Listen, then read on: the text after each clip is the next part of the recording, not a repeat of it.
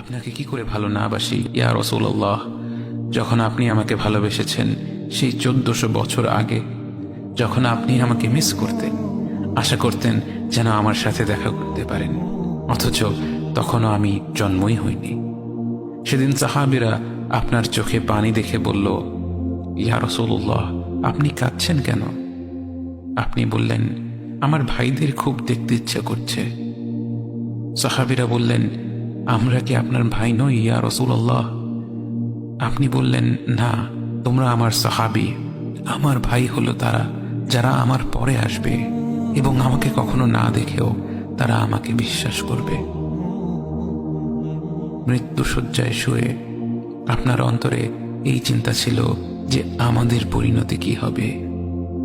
উম্মতি উম্মতি বলতে বলতে আপনি আপনার রবের নিকট ফিরে গিয়েছেন।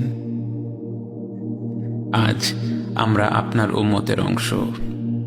বিশ্বজুড়ে আপাত দৃষ্টিতে আমরা হচ্ছি সবচেয়ে অপদস্থ, নিরুপায়, পরাজিত, লাঞ্ছিত, অথচ বাস্তবে আপনার উম্মতের অংশ হওয়া যে গোটা বিশ্বের সব সম্পদ পাওয়ার চেয়েও মূল্যবান ব্যাপার।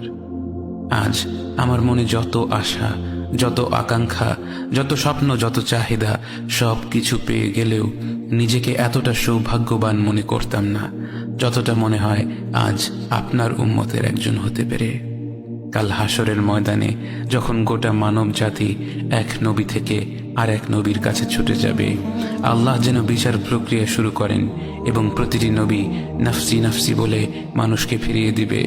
অবশেষে যখন সবাই আপনার সামনে হাজির হবে এবং আপনি গোটা মানব জাতির প্রতিনিধি হয়ে আল্লাহর সামনে সিজদা করবেন, সেদিন আপনার উম্মতের সদস্য হওয়ার পূর্ণাঙ্গ মর্যাদা প্রকাশ পাবে। ইয়া রাসূলুল্লাহ, আপনাকে কেন এত ভালোবাসি তা তো ভাষায় প্রকাশ করা যাবে না। তবে যতটুকু ভালোবাসা আপনার প্রাপ্য ততটুকু তো আপনাকে ভালোবাসতে পারি না। কথায় আপনাকে যতটা ভালোবাসি, কাজে তো তেমন করে ভালোবাসতে পারি না। আপনার সুন্নতের অনুসরণ করি ঠিকই, কিন্তু ভিন্ন মতের অনুসারীদের সাথে ঝগড়া না করে থাকতে পারি না। ইবাদতটা নিয়মিত করতে পারলেও এবাদতে আপনার মতো আন্তরিকতা আনতে পারি না। বাহ্যিক বিষয়ে আপনার অনুসরণ করতে পারলেও চারিত্রিক দিক থেকে তো আপনার কাছ থেকে শিক্ষা নিতে পারি না। মুখে আপনার প্রতি সালাওয়াত পেশ করলেও কাজে কর্মে উম্মতে মুহাম্মদ হিসেবে আপনার সম্মানটা রক্ষা করতে পারি না।